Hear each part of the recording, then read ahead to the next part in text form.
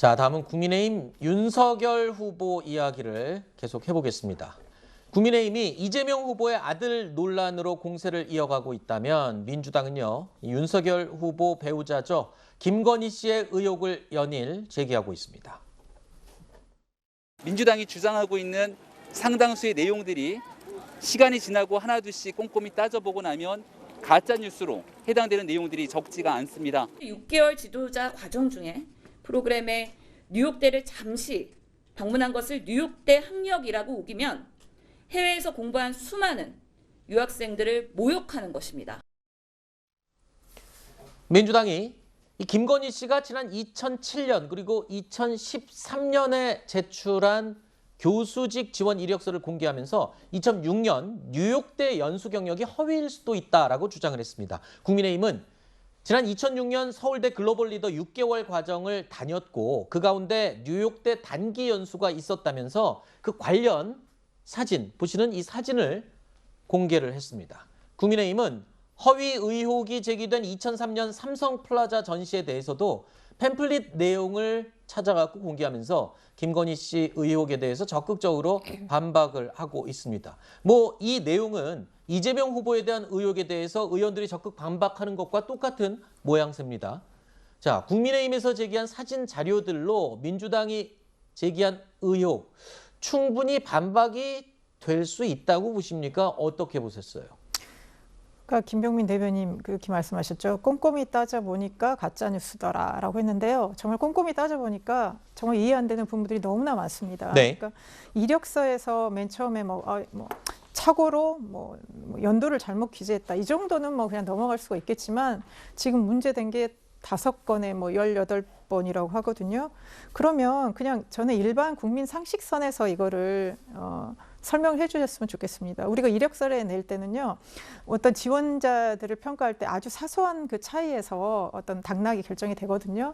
그런데 그거를 전체는 사실이 아니지 않느냐, 이런 사실이 있었다, 다만 좀 부풀렸다, 이런 식으로 얘기를 해서 뭔가 이익을 얻었다면 그는 국민들의 정서나 상식에 맞지 않습니다. 그래서 이 하나하나를 뭔가 왜 작은 걸 따지냐 이렇게 억울해 하실 수도 있겠지만 이거는 윤석열 후보가 그동안에 얘기했던 공정과 상식선에서 네. 국민들이 바라보고 있기 때문에 네. 이 부분에 대한 것은 명확히 잘못된 거는 잘못됐다고 말씀하시는 게 네. 국민들을 납득하는 길이라고 생각합니다. 자, 입장이 이제 바뀌었습니다. 네. 천 변호사님. 아닌 걸 아니라고 하면 아니어야 되는 게 아니라고 또 얘기를 하셔야 될 순서인 것 같은데요. 네, 맞습니다. 아닌 걸 아니라고 하면 그대로 받아주셨으면 좋겠는데요. 네. 근데 이제 세상 일이 그렇게 간단하지만은 않죠. 근데 저는 아까도 그 이재명 후보의 로우키 대응에 대해서 말씀드렸지만 사실 저희 당도 이준석 대표나 김종인 총괄선대위원장 같은 경우에도 전체적으로는 국민들께 이렇게 송구하고 죄송스러운 마음을 갖고 있고 그걸 표현해야 된다라는 점을 지속적으로 얘기하고 있습니다. 그렇지만 여러 민주당에서 제기한 의혹들 중에 조금 그래도 억울한 부분들, 사실과 좀 다른 부분들에 대해서는 국민들께 좀 알려드리는 과정이다라고 봐주시면 될 것 같고, 방금 뉴욕대 연수 같은 경우도 보면 그 프로그램에 이게 어떤 프로그램이고 이게 정식 과정이 아니라 연수라는 걸 명시해서 해놨고 네네. 실제 연수를 받았다. 그래서 이런 부분들 관련해 가지고는 조금 말씀을 드려야겠다. 이 정도로 이해해 주시면 될 것 같습니다. 네. 윤석열 후보는요, 배우자 김건희 씨 의혹에 대해서 연일 국민들을 향해서 사과의 뜻을 밝혔습니다. 그러면서도 거듭 민주당의 가짜뉴스 공세라고 주장을 하고 있습니다. 제 아내와 관련된 논란으로 국민 여러분께 심려를 끼쳐드려 죄송합니다. 어떠한 그 법과 원칙이라는 것은 누구에게도 예외가 없다고 지금 말씀을 드렸습니다. 그걸로 대신하겠습니다. 나머지는 제가 말씀드릴게요. 네. 제가 어제는 제 아내를 대신해서 국민들께 말씀을 드렸고 더는 제가 그 질문에 대해서는 코멘트하지 않겠습니다. 네. 그렇다면 원래는 사실관계가 다 밝혀지고 나서 이제 사과를 하겠다는 입장이셨는데 좀 바꾸신 이유는 뭘까요? 코멘트하지 네, 않겠습니다. 그 정도로 하겠습니다. 네, 고맙습니다. 네.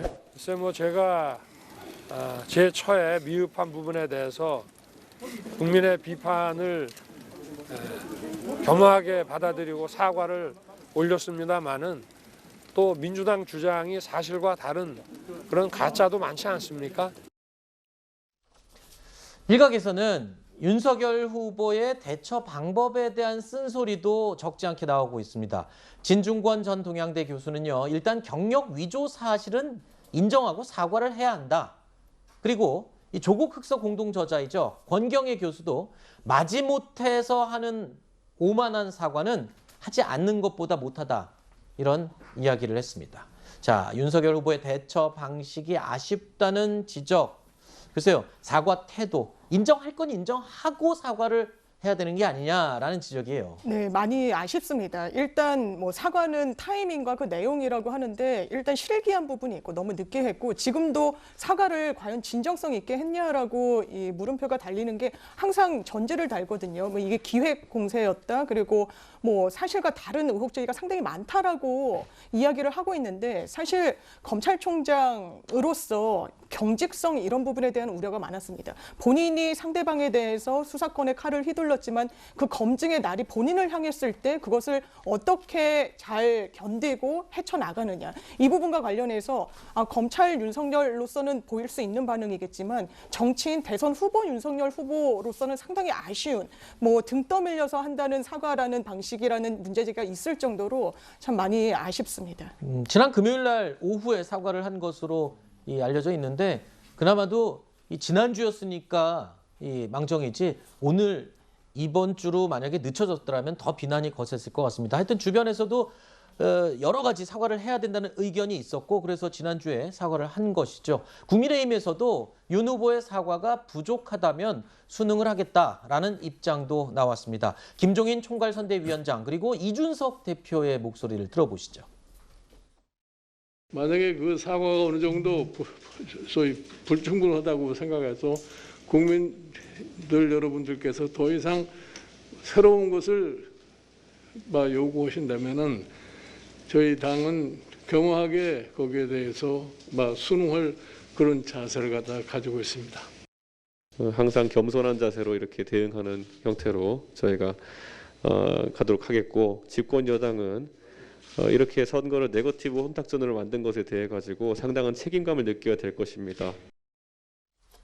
윤석열 후보를 향해서는 겸손한 자세를 주문을 했습니다. 그러면서 동시에 민주당을 향해서는 네거티브전 좀 그만하라라고 촉구를 했거든요. 사실 국민들이 볼 때도 좋은 모습은 아닙니다. 이렇게 되면 마지막에 두 후보 모두 영광의 상처밖에는 남지 않을 상황이거든요. 네, 그렇습니다. 그리고 국민의힘 내부에서도 이렇게 양당 후보 모두가 네거티브 전으로 가니까 웃는 것은 문재인 대통령만 있는 것 아니냐는 얘기가 나옵니다. 사실 임기 말임에도 불구하고 문재인 대통령의 지지율이 굉장히 높게 유지되고 있고 또 이렇게 논란이 커지다 보니까 정권 교체 여론이 오히려 또 조금 주춤한 그런 부분들이 나오고 있기 때문에 이렇게 지나친 네거티브 전으로 가는 것은 좋지 않다. 그리고 그 시작을 어떤 네거티브를 끊는 시작을 국민의힘이 해야 되고 더더욱 국민들께서 납득하실 수 있는 형태의 좀 더 진정하고 진실된 사과를 드려야겠다. 네.